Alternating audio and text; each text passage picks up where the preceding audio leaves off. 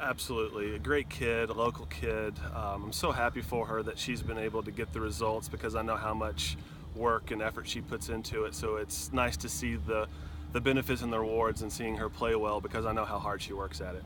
Adam, when I go to Franklin and just talking to her now, she's nice, she's got a sweet personality. Everyone in Franklin says, when it comes to golf, don't let that fool you. She's as competitive as they come. She's a very competitive person, and I think that's what drives her too. And I think that having good players on the team, because I know in Franklin they had a small team and had a hard time getting females to come out to compete, so she kind of did it as an individual. So now that she's up at Western, having other players push her a little bit kind of stirs that competitive nature in her some. So I think that's been a big factor in her improving and her success so far.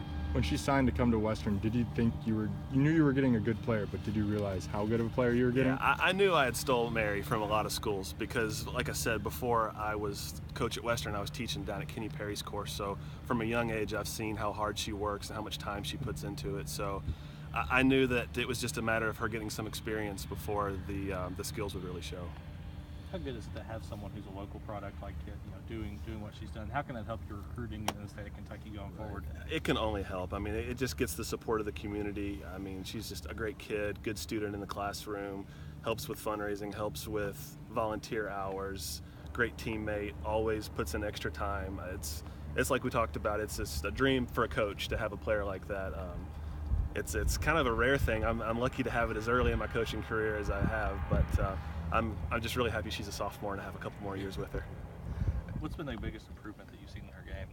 Consistency. I mean, she's always had the ability to hit the shots, but I think it's just doing it day in, day out, and getting adjusted to different golf courses. I mean, growing up, she played more locally here in the state, so it's been new to her traveling down to Florida, playing on Bermuda grasses and in the wind and different types of conditions, temperature-wise. So I think there was a big learning curve freshman year. She had some good tournaments, but now this year she's really been able to draw off those experiences from last year.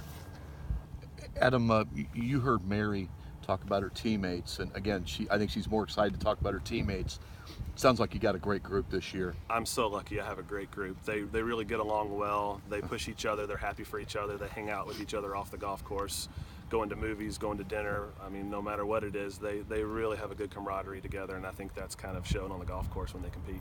From your perspective, what's it like to see the influence Mary's dad has had on her golf-wise? Obviously, we know the influence family-wise, but just golf-wise. Yeah, he's a competitive person too. They like to give each other the needle a little bit, so I think that's helped Mary to where she can kind of take a little bit of ribbing and still be able to focus and step in. Like it really showed at EKU this last week when she kind of maybe didn't have her best day, didn't have a birdie all day, but then steps up on the playoff hole and you could just see that focus when you could have thought of 100 excuses of why it's not going your way this day. She just stepped up, birdied the first playoff hole, and just knocked the other girl out. So it was pretty impressive.